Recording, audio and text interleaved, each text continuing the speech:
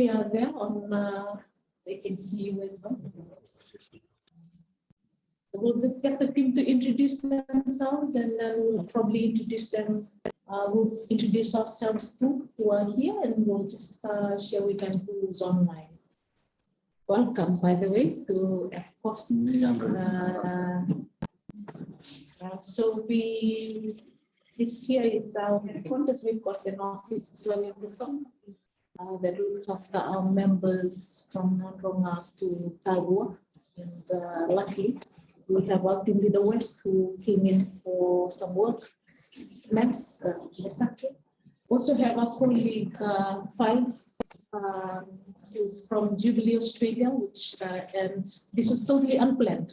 We have been doing some work on black sand mining in Barnes, and we had some activities that we wanted to run in the coming week. And so your invitation came at just the right time, so we thought we might have a discussion as well on what we as FCOSS and FCOSS members would like to know about what. So a very short introduction.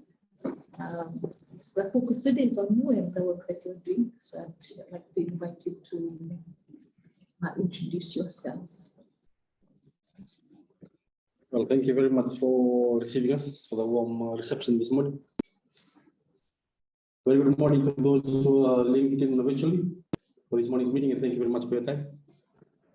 Just a brief intro. My name is Raymond Mohammed, currently acting director for the department, Mineral Resource Department. And we have with us Mr. Vanessa Nasara. It's best to introduce himself. Good morning, everyone. My name is Vanessa Nasara. I'm the local contact for this consultant that's undertaking this review for the Department of Mineral Resources. Sure. Well, my name is Grano, and I'm acting senior technical officer with the department. So that's basically the team that is in this morning in terms of the first phase of consultations. I expect I hand over the floor to you, madam, to introduce the team before we jump into the gist of discussions. I'm going to introduce myself when I'm talking. That's right. So my name is Van Singh, and I work for Fiji Council of Social Services. I'm the executive director. I look after about 15 staff members based here in Sudan and in Lutok as well.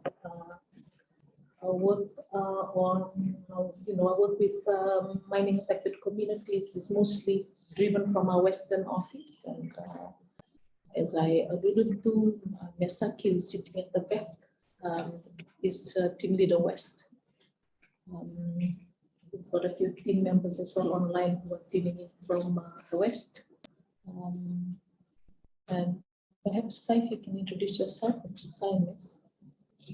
It's great to meet you. My name is Fife Strawn. I am a policy director at Jubilee Australia Research Centre.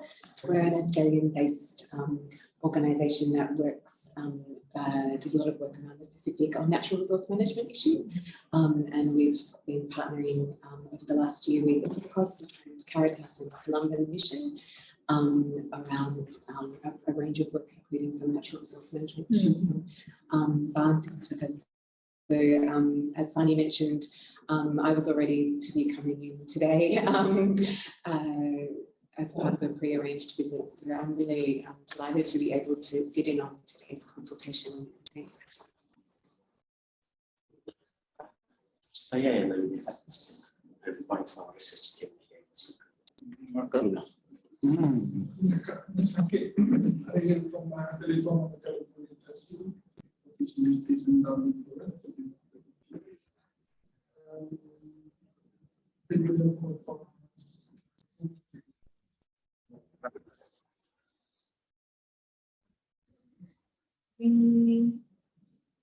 Perhaps I can see that a lot of those who are online from the Western Division. majority of them are from the Western Division, including former Chairman who resides in Tanzania, and a few from Bai as well. So members online, our team has just introduced themselves. If you want, you can pop your introduction into the chat and we'll try and get them to read that as well. Given that we've been talking for about 40 minutes, we might give it to our colleagues from MRD just to go over. I know that I suggested an agenda. It's really up to you if you want to follow that. If there are things that you want to get out of the way first, then we'll look into a question and answer session. That's fine. So this morning, as part of the ministry's efforts to review the current Fiji mining legislation, we are here to consult with FCOSS in terms of identifying the list of stakeholders for this phase of consultation. We found it of significance to establish synergy with the NGOs and CSOs as well. Part of this consultation, this commenced about 3 weeks ago. Initially, we approached the relevant government agencies, and then we had sessions with the private sector in the West as well as in Honolulu. And then last week and this week, we holding consultations with the NGOs and CSOs. So we've covered some last week. We're hoping to wrap up the phase of consultation this week in terms of the review. So for the department is the regulatory arm of the Ministry of Lands and Mineral Resources, the Mineral Resource Department, basically on the regulation of the Fiji mining sector. So in terms of mining includes mineral exploration and also quarrying activities for quarries. So in terms of that regulation of the sector, we are empowered under the Mining Act and the Quarries Act. So apart from that core role, we also facilitate investment in the sector, in terms of track investment. For the review itself, this work commenced in late 1999, the intention to review. And then there was a draft bill that was formulated. So from 1999 till 2006, there was a lot of reviews along the way, a lot of consultations, and then we are sitting at the 11th draft of the bill, which is called what term the Mineral Exploration and Exploitation Bill, or in short, MWB. So in terms of the review itself, there's been a lot of roadblocks or road humps faced along the way, a lot of disruptions. So at times it was placed on the back burner, or there was other priorities that came along.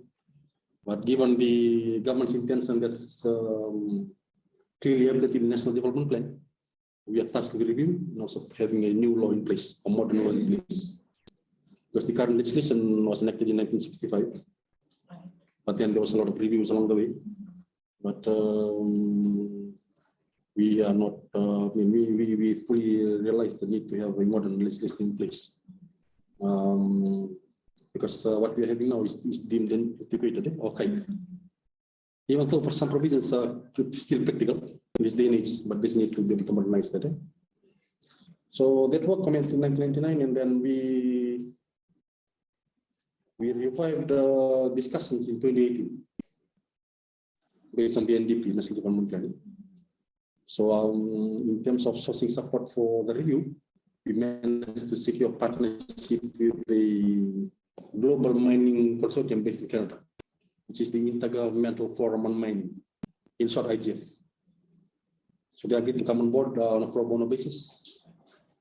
So then submissions were made to Cabinet to approve the commencement or recommencement of the review, and also getting our partners. So the Cabinet approved that. We managed to finalize the agreement with the Intergovernmental Forum on Mining. And then last year they appointed Mr. Nasar as the local consultant. Given the effects of the pandemic, they cannot come into the country to be able to hold discussions. So Mr. Nasar is the local consultant. He's also very experienced in terms of mining administration. He was a former director of the department with about 34 years of experience in the department. So we are very fortunate to have him on board. And In terms of the review, it's called the mining policy framework review. So Mr. Nasara will delve deeper into that. Okay. But it's basically, the first phase is basically on assessing the state of play. Right. So in terms of what we have now. Sure. So then when we jump to the second phase, which is more expensive, the first phase will inform the second phase. Okay. In terms of jumping into the building sector. Okay. So this is like. Preliminary, First phase. That's fine. So we're trying to make the work plan as engaging as possible, and also very consultative and inclusive. Yeah. So we might have to consult with again in the future. It's not one of it, Yeah. as well as with our NGOs, CSOs. So this basically a short intro into the work that we're doing in terms of the review. And I think it's best to hand over to Mr. Nasara to be able to then discuss further in terms of the policy, mining policy framework, MPF. Okay, thank you, Ray. Yeah, I don't know if any of you are familiar with lawmaking, the legal document. When they draft laws, they need a policy document, a policy to identify the issue that needs to be drafted into law. So this is the process in terms of getting feedback from the stakeholders, and then formulating that into a policy document. Right. So that's what our acting director has mentioned. It's a mining policy framework. So based on that framework, we will then address the current bill in the 11th draft, and also look at what's in the existing act. The bill is short of acted. Yes. It has not been enacted, if you are familiar with it. So then the issues that are identified in this policy document will then be given to the legal people and say, look, you are moving forward, we are moving forward with this bill. These are the issues that have been identified as part of the stakeholders. So the issues are normally, as the current consultants identified the need to then categorize the issues identified through the consultation under 6 thematic areas or pillars. So the first one is the legal and policy framework. And then you have the financial benefit optimization. You have the socio-economic optimization, environment management, post-mining transition, and then you have the artisanal and small-scale mining. So it cuts across a wide area of interest in terms of common stakeholders, in terms of NGOs, even the landowners, and then the environmental management. So those are the 6 thematic areas that will be then formulate the policy document. So when we are drawing up our report, we'll say, look, these are the areas based on the concern that you need to, under these 6 pillars or 6 thematic areas. So then the lawmakers will then look at that and say, okay, under environmental management, this is the thing that needs to be. So in short, it's like a gap analysis or SWOT analysis. Yeah. Identify what's existing, what are the gaps, then you do the first one. Yeah, so we have a window till the end of April for the report by the consultants. For stakeholders, unfortunately, it's towards the end of this month. Unfortunately. It's not intensive that you've been pitched to the tail end of this thing. It's just that we wanted to touch base first with government stakeholders, financial people and all that. So yeah, that's in a nutshell, that's basically what the work is involved. Just formulating and collating all the information or the concerns from the stakeholders and then putting that in the form of a policy document for government. So at the end of the day, the controller here, you task us with this, do this, this is what we come up with. You can now proceed with whatever. So as I think director has mentioned, it's only the first phase of the work. If there's a need to come back to consult further, then that we will help. So in this first phase of consultation, we're not including the public. Yeah. Because we have approached the representatives that work in the interest of the public, like the healthcare affairs consulted with them, also TLTB. Yes. So once the report is generated by the consultant, then we'll plan on the next phase of consultation. That's where the MIP or the bill will fit up permanently in the review second phase. In terms of assisting FCOSS with objective feedback, will then Ms. Mbari will then send across those three documents. You will send Yes. a copy of the bill, Yes. also the current mining legislation, Yes. and the comparative analysis that was done by Mr. Nassar, Okay. comparing the current legislation and the bill. Yes. We found that very useful. Thank you very much. That is should be guided team along in terms of Yes. providing feedback. In terms of timeline, if end of this month is not convenient for you, so we're looking at middle of the next month. Okay. You can provide your feedback. Okay. Because the consultant is tasked with providing a report by the end of April Sure. on the MPF, Mining Policy Framework Review. So once that report is finalized and presented to government, then we'll be able to map out the next direction in terms of phase 2. Oh, It's just the latest, like what Mr. Nassar said, just the gap analysis, yeah. the state of play in terms of what we currently have, then the direction is supposed to be heading. Also, you find it's also opportune time to review the legislation because there's a lot of various initiatives rolled out by government. From 2006 till as we speak, there's the green growth framework, focus towards the blue-green economy and all that. Also climate change. Yeah. So if also your feedback can also incorporate those areas, all those priority areas for government, that will greatly appreciate. That will also will help in terms of planning for phase 2. But it's a tedious process, trying to review and enact or modernize a new law together. We are confident with the help of stakeholders we'll be able to complete that process. And we were jointly sharing, because this work started in 1999. Right. We try to do that in our lifetime in several departments. We can try to get that over and done with. So. Yeah. But there'll be hard times ahead in terms of trying to get this across. But we feel the concerted effort should be able to get across this call line in terms of getting the new law in place. That's it from our. Yeah, the act is just the primary part of the lawmaking, Yes. and then you have the subsidiary legislation, the regulation. That's another tedious work in town. So that also requires consultation with all the stakeholders. Yeah, so you have the act, then you have the regulation, subsidiary legislation, they call it. And this To really- operationalize the act, the regulation is really to operationalize the act. Right. Yeah. Okay. That's according to the law, it's not my. Right. Right. We're all not lawyers. So this is basically on that. Yeah. Primary legislation. Okay. Thank you. Thank you. That's, I think we first maybe just to share that we were very happy to have received your invite. As you might have noticed, civil society organizations often struggle to get into spaces around natural resource management. So just invitation and that attempts to kind of bridge that gap. We appreciate very much. I think we have been in particular planning spaces where we've pulled out our hair trying to think about how we get into this space. So we're very grateful for that.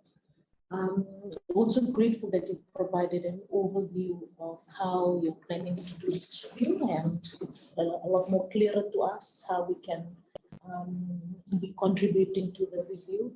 The 6 thematic areas, pretty clear, and I'm sure that there are others on the call as well that we'll start preparing for that. Luckily, we have an ongoing partnership with Jubilee Australia that looks at, mining from the perspective of communities. And so a lot of what we might be contributing will be coming from that perspective.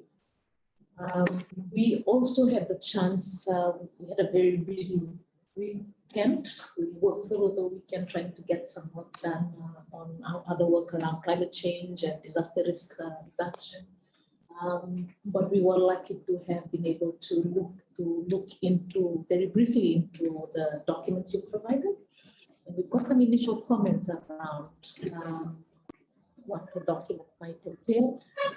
So you can consider this our initial comments, you like, but we might be looking into using the framework you provided, this framework, the 6 pillars, to provide a more comprehensive feedback. But initially our feedback, we've got some people online as well. So before I present our response, I might give this time to people who want to ask questions from those who are here and those who are online. If there are questions you'd like to pose now, we'll probably give you some time now to provide feedback or ask questions on what has been presented. And so overall, that's included an explanation on the approach that they are taking to do this review. Questions from the virtual room? Questions, feedback? Sekoleika or Claire or Robiel, Rachel?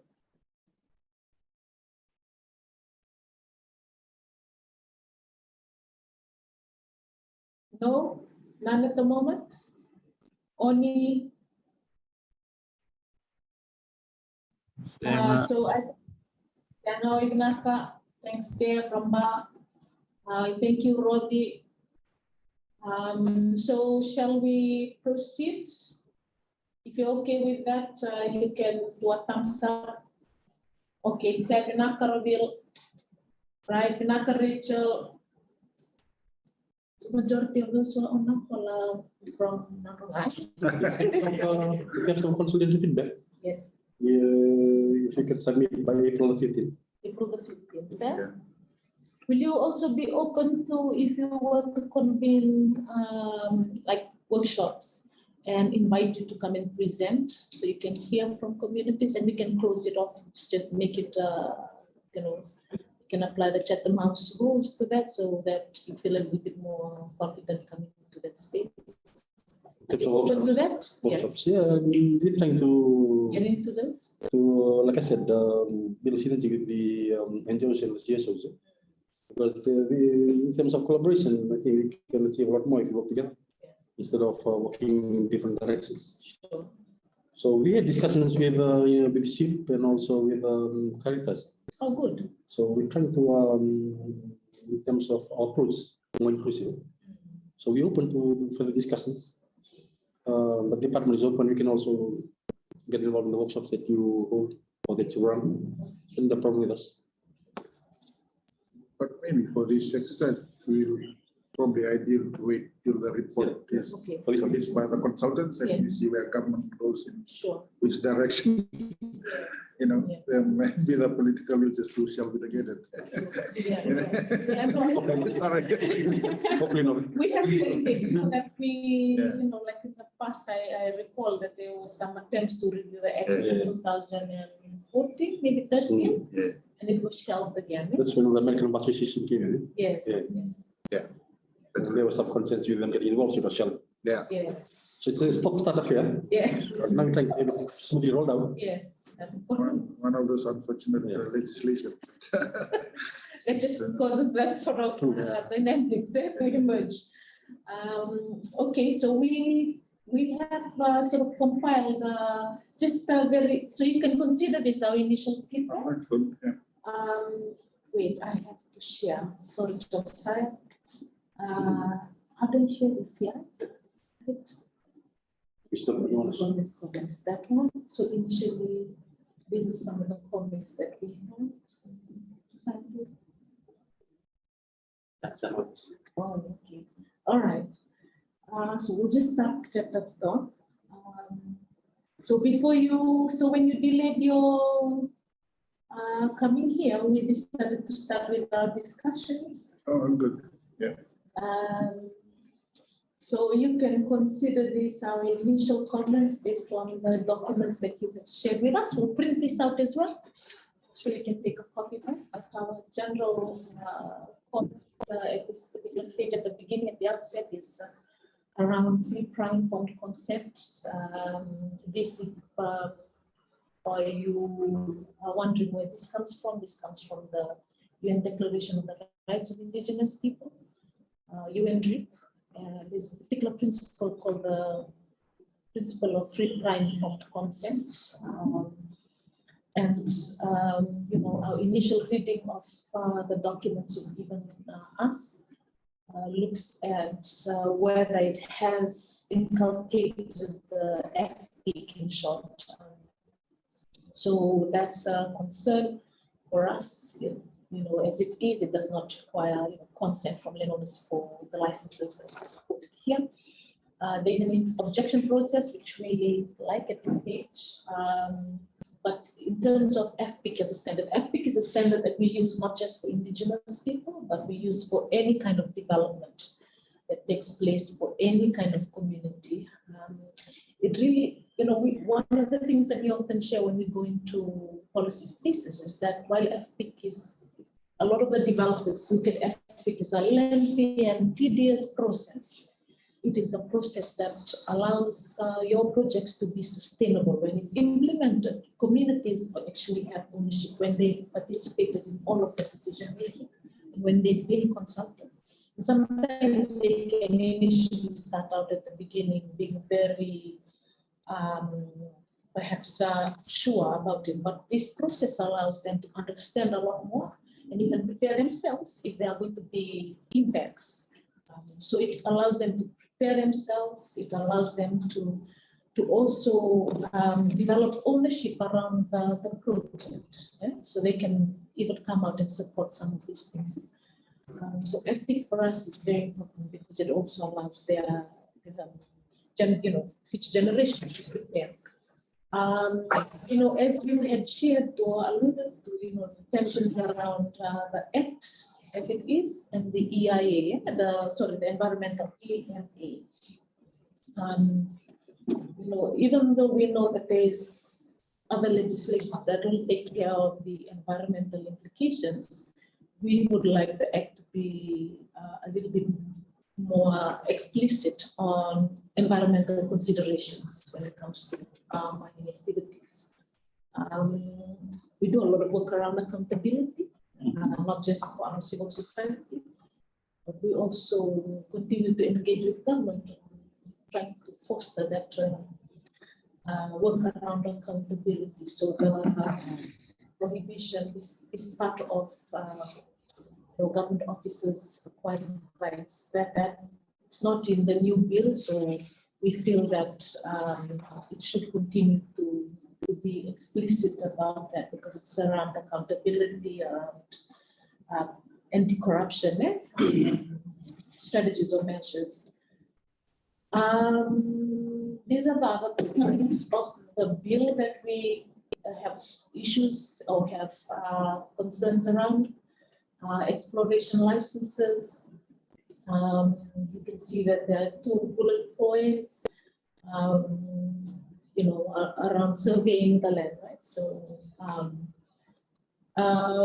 so those are some of the issues that we have around Section 37, Section 43. There's some good things too we are picking out as well, and we might have more when we have more time to sit down and discuss them with the team. Section 52, here are the comments we have around that. 10,000 we feel is we think it's not enough of a deterrent. So, you might want to think about, increasing that. We also have issues around Section 53. So, these are the initial comments from our side. I think we have this work that we just developed. It's called the Kalibaka diagnosis tool that it assesses how government agencies avail information. And we often preach about people's ability to access information, because when you're unable to access information, you can't access services. And you leave them in, so they're sitting there waiting to be supported, but they don't have all of the necessary. So this is why we feel very strongly about making sure that a lot of what we do is open to the public, open data policies around. And I think the Information Act already applies in this particular section. Comes to development licenses. We are noticing that for because theatres are not experts in these areas, but communities compel us to go into this kind of work. We're looking at the new categories of licenses that are coming out, or perhaps we are misinformed, maybe it's there somehow.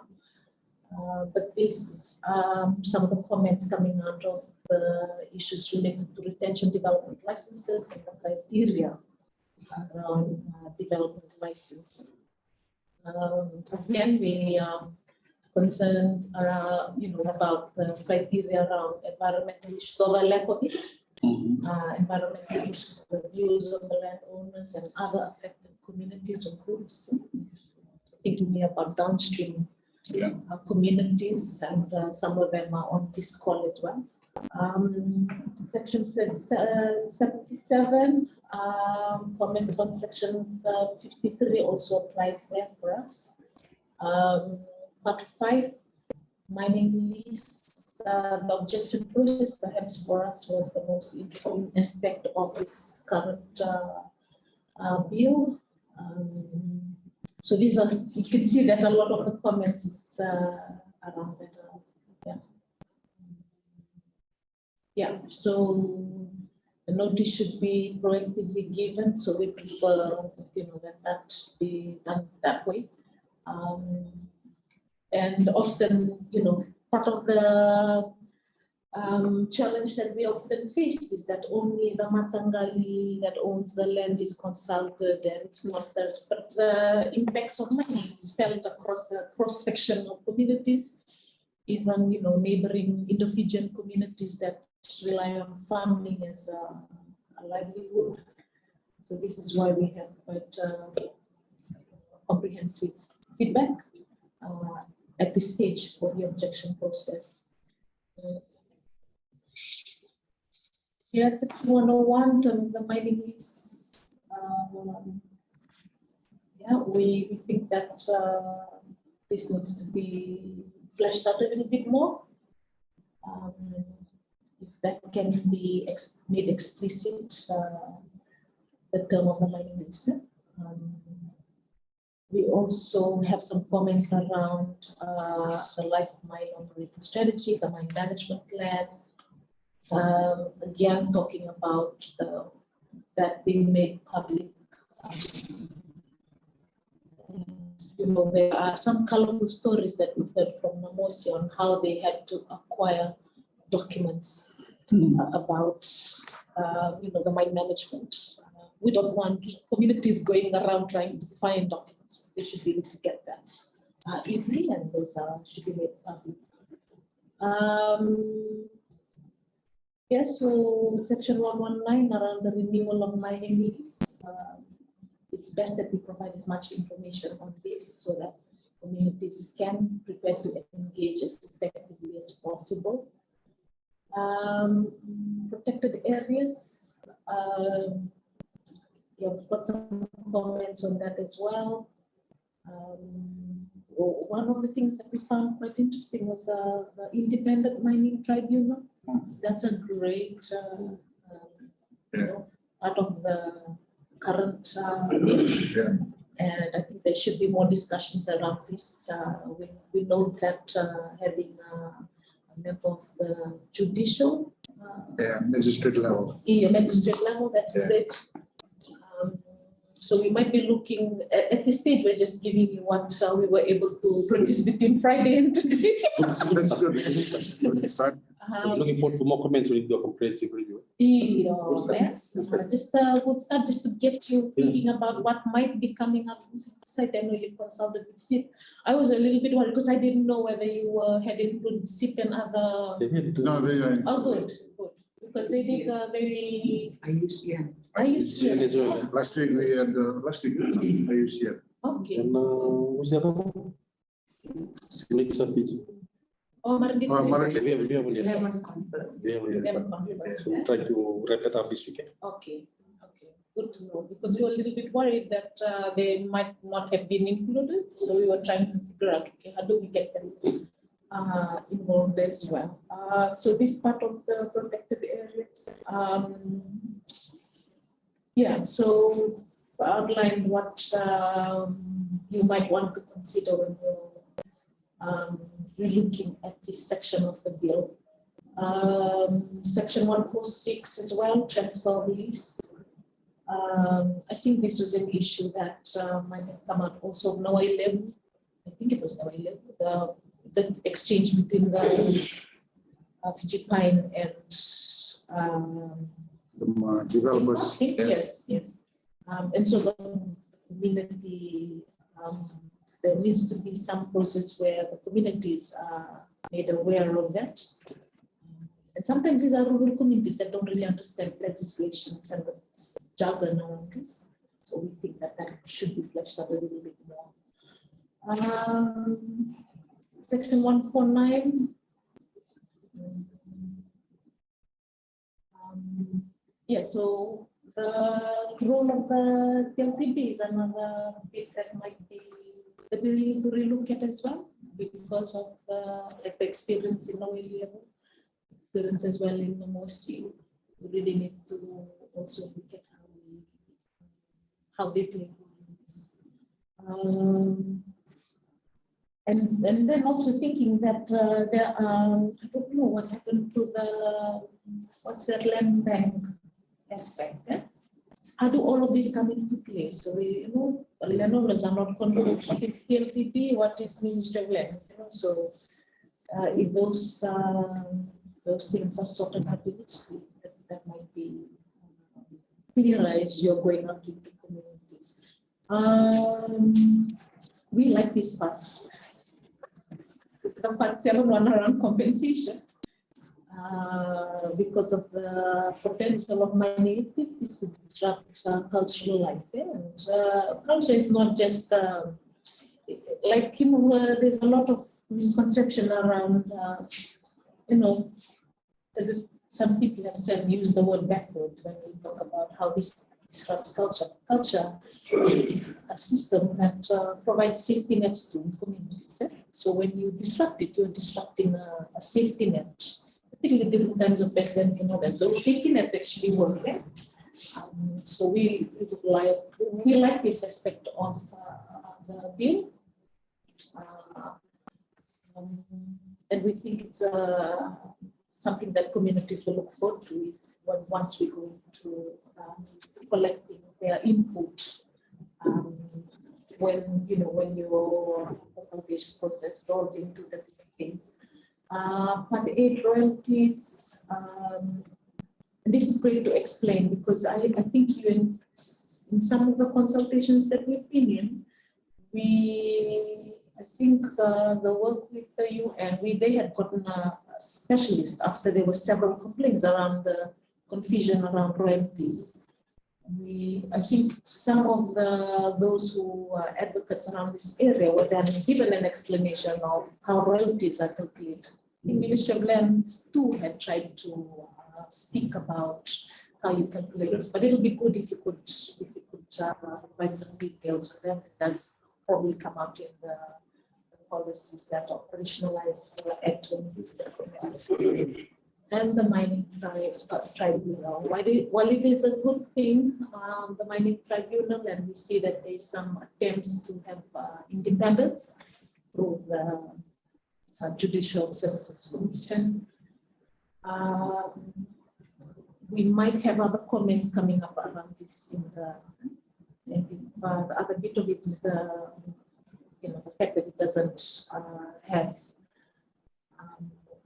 we don't have the ability to appeal, the right of appeal, except on the point on law. So these are the issues that we have at this particular stage. So the 4-page document we will print out and give to you after this. But we do intend to collect based on the 6 pillars that you have provided for us. It's a little bit clearer, and we'll try and provide more information on some of these suggestions that we have to try and improve the way the bill has been, positioned. That's very briefly what we have come up with. That's very good. Thank you very much for including us in it. This is a good start. So, interesting comments. So we'll go back and have a look at while we await the comprehensive submission, in terms of feedback. We might organize another sort of sit down with the team to go over the consolidated feedback. So like I said, this is not the first and the last thing. We'll then have sort of periodic consultations. But in saying that, like with the department, apart from what we're doing in terms of the review of the law itself, we're also open to sort of discussions on how best, we can then collaborate as well. We should do a lot of work with the communities. Yes. Maybe if you need some enlightenment on how we administer the act, we can also provide that. Because we also have, I think 2018, 2017, we formed our own community liaison unit. So this unit looks after landowners affairs, landowner consultation, landowner awareness, empowerment sessions, and all that. So the unit has got this stuff fully committed to the core function of the unit. Good to know. Good to know. So we have last week we meeting the Namas landowners. So there's a lot of work being done not only in Namas but throughout Fiji in terms of continued consultation with landowners. We do also a lot of awareness, the Mining Act, the rights of the landowners, investors, and all that. This is the point that you rightfully raised, the FCOSS rightfully raised on the consultations. Because in the current act, there's no requirement for consultation. It's a matter of notification, or this license has been renewed, then seeking your support, then move ahead. Because the ownership of minerals remains vested in the state. But we are, in terms of recognition of landowners and also landowner rights, the department is board setting that unit in place. Okay. So now we are applying the law, within the limits of the law, but we are being more flexible. Yes. So we're having a lot of more awareness consultations and others, just to supplement the provisions of the law. So there's more engagement of landowners. But whatever system we design is not ever perfect. But refining review, we also require reviews as well. So we look forward to more consultations and more discussions with, of course, another NGO associations like CD, Nature Feeds, and all that. On how we can strengthen also our awareness programs. Yeah. But goes both ways. So although it's open, you want to meet with us, let us know. Yeah. We'll be probably sending you a letter sooner than later. But we did some work around. We did a research, and I'm not sure that I can get this. And it was around black sand mining in Sinatoka and Ba. I'm not sure if you've read the report. We'll try and send that as well as part of this submission. But we will let you know now that really. It's okay.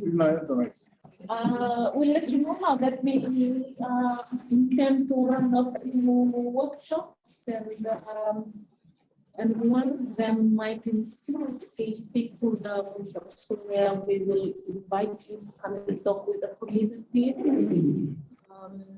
and just have an opportunity to hear from the community.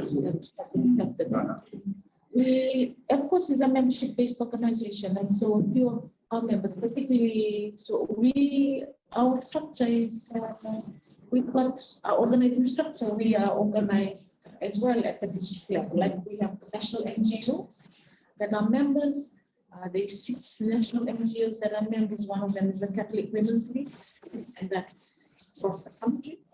We have Global Compassion, we have Cyprema. So a lot of these organizations are involved in humanitarian. So our feedback too will also include a disaster risk reduction lens and of course climate change. We have 17 district councils of social services. We also have members who are community-based organizations. So your local youth fellowship, women's village council.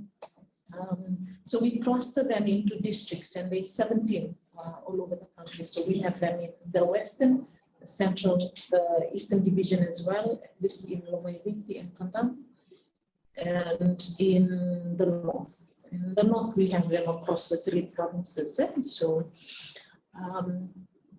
often the ones who are engaged on the mining advocacy are those with experience with that. So with our work around mining, it's mostly concentrated in the Western Division, as I mentioned it.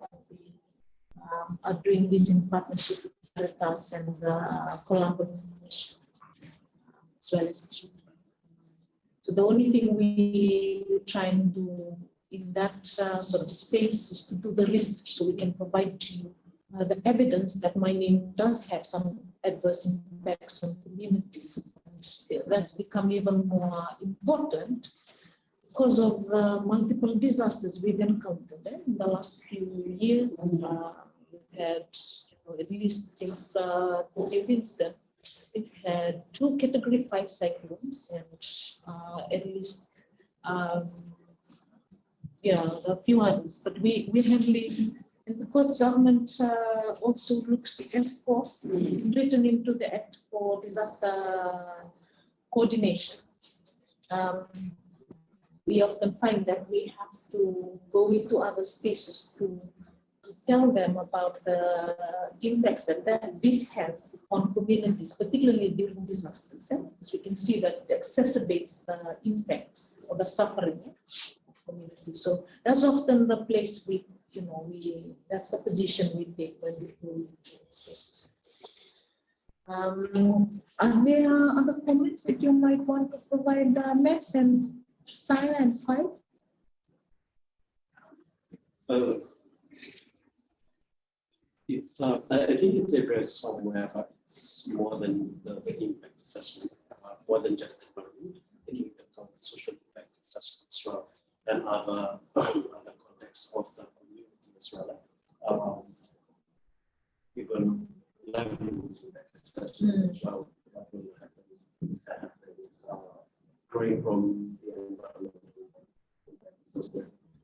And I think that's the only, I haven't read the deal, to be honest, but we'll do so in the next few hours and really to go through the deal. I think that links into a comment that we received online from Mr. Kolaika. If we can just zoom in into for FCOSS, not how it will be zooming in into the community's impact. How will this bill affect the community? Okay, so we've got some questions. Sorry. So we, because I haven't read the proposal, my only question, if we have time, Mr. Kolaika, my only concern is area in the bill which specifically addresses impact on the communities. Okay, that's one. Question from Rachel Tuninda, which is Singapore sentences in the World Heritage. How the land was considered. Okay, this is around the Singapore sand dunes, where there's been extraction of sand. And even if it was illegal, I don't know what. If it's there in the department, then one won't be able to sell sand. Just the question if it is relevant. What happens to? So this might come under the protected areas aspect of the bill. So what you can do, madam, these questions, if you can then just put into a document, a Word document, Yes. then we can respond to it straight away whilst we discussions. Just email us the copy of the questions. Yeah. We can respond to the members straight away through Mr. Tadasing's office whilst we continue with the review. Sure. Just stimulate discussion. All right. Yeah. So members, we were just discussing how they should, how we can take these questions and give them some time to kind of come back with a response, and we'll post that on our FCOSS coordination page. A lot of the work that we do is on Facebook. So we've got like a page there where members can post the questions. So we'll post that back on our FCOSS coordination page, members. Responses to these questions. So one is around that, Singapore sand dunes, one from Roville here about landowners and how much they participate, and that suggestion that they should be fully consulted and informed about any such proposals. And this is the link to the Jubilee, the work that we did with Jubilee Australia. Showing it to you, I think the members, you won't be able to see it online, members, but if you click on that link, you can see that this was the report that we churned out last year. Send a link as well. We will definitely do that. Maybe the other bit around this is, I've lost my trail of thoughts. You were just talking about something. Impact, social impact assessment. Oh, just to share that we've had, in FCOSS, we've conducted about 10 surveys from 2020 to now, and it's really around livelihood impact assessment. We've done WASH needs assessment, the needs of communities, particularly after disasters, and after the pandemic. So often when people ask us where is it coming from, there are 90 results. We don't always release all of the data. Because the position in FCOSS is to maintain that network and relationship with government departments, we share directly to government departments when we find data that might be useful for their work, even the data around open data capacity of agencies, we share that directly. And that's the position we take because members require us to work with government departments. So, only when there's been little to no traction around some of the suggestions we are putting forward, then we take it to the media. And that's we make sure that this is based on evidence that we've collected. And this is where the work around the research around mining affected communities is important. We use that to try and advocate for communities to be involved in this process. Any suggestions or any comments at this stage? No, I had a bit of a look at the bill over the weekend, and it was I think as Vani had said, so Jubilee's worked in a number of countries. So we've worked, for example, with communities in Bougainville at the point that their mining act was being reviewed as well. And so there was a lot of really positive things in the bill, as Vani has outlined, that we saw from our perspective, and a few comments that will feed in from our perspective. But I think the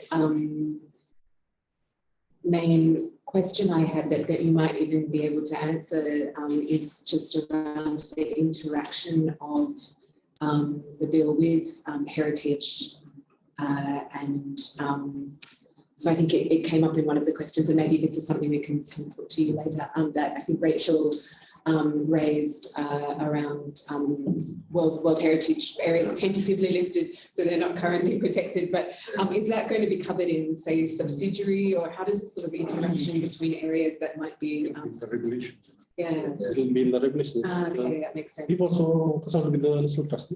Yes, consulted with National Trust. National Trust and also Fiji Museum.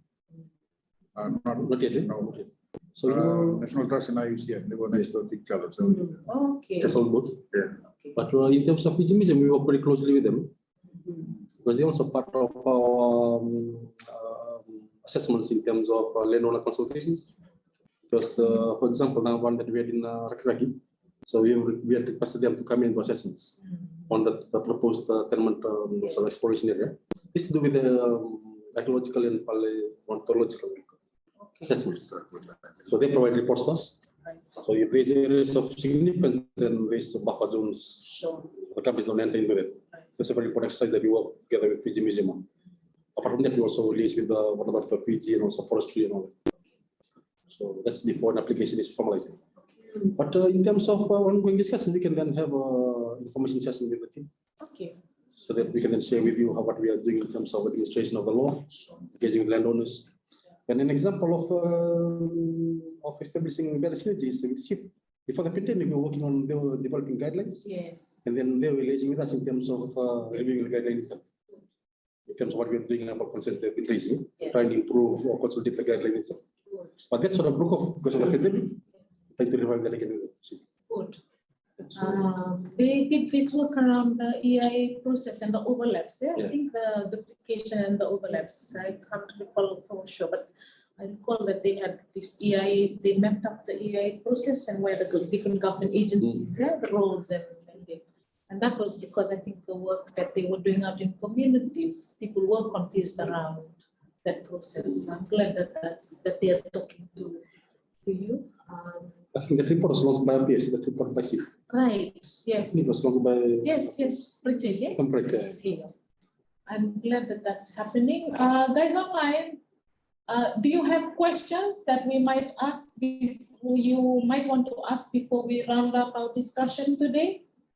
I'll start with Semisi. Semisi, do you have anything to share? Can you switch on your camera because you'll be interfacing with the members of the team as well because you're doing the logistics for the project? Missy? No, Missy? Awesome. Any questions?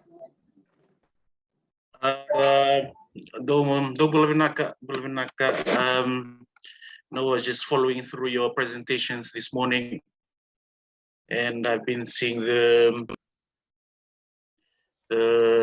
bills that you'll be consulted with, and I'm just concerned with the consultations with our communities here in Singatoka.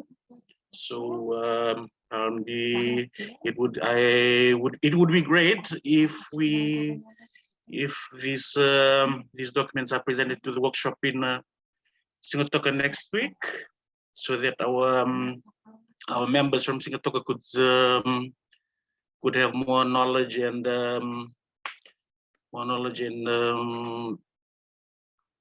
look through into the new bill that you are going to propose for the Mining Act.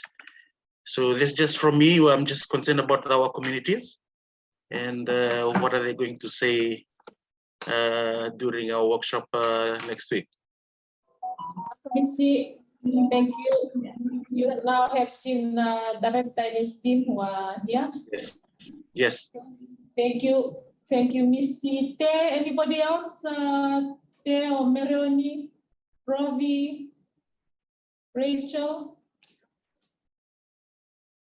Mr. Kulaika, welcome Bileka. All good from Rachel. All good from Rovi, Marioni. Marioni Chung, Ted. Okay, all good from Marioni. Ted, do you have any comments at this stage? David Omba. Senga Idi Daka. Vinaka. Anybody else? Nisha or Juleka? Josiah? No? Okay. You okay, Nisha? All right. Okay, I take it that there are no other comments, no other questions to be raised. Josiah has copied the questions from the chat and we'll share that with the team. And then once we get responses, we'll put it back on the FCOSS coordination page. And we'll see what we can do about next week for the workshop in Singapore. But having said that, are there any other comments, Mr. Mohammed? From my end, not at this stage, but looking forward to further discussions on this, and then trying to establish that synergy with FCOSS, as well as with other NGOs. But yeah, from me, thank you very much for receiving us, and therefore for Minister and PS for the warm reception this morning, and hopefully this is a sort of commencement of a totally new approach in terms of enhancing collaboration. Yeah? Only with in government, but also outside government and external stakeholders. But yeah, of course. Thank you very much. Please. No, that's it. Okay. Thank you. Nak. Sorry. We're going to bring our meeting to an end. Colleagues online, thank you so much for tuning in. Thank you for taking time out very early on a Monday morning. Usually Mondays are slow, but thanks to the team from MRD, we've started off this week with a bang and the consultation on the policy. And goodbye. We'll see you again soon. Naka everyone. Naka. Thanks. Naka. Naka. Naka.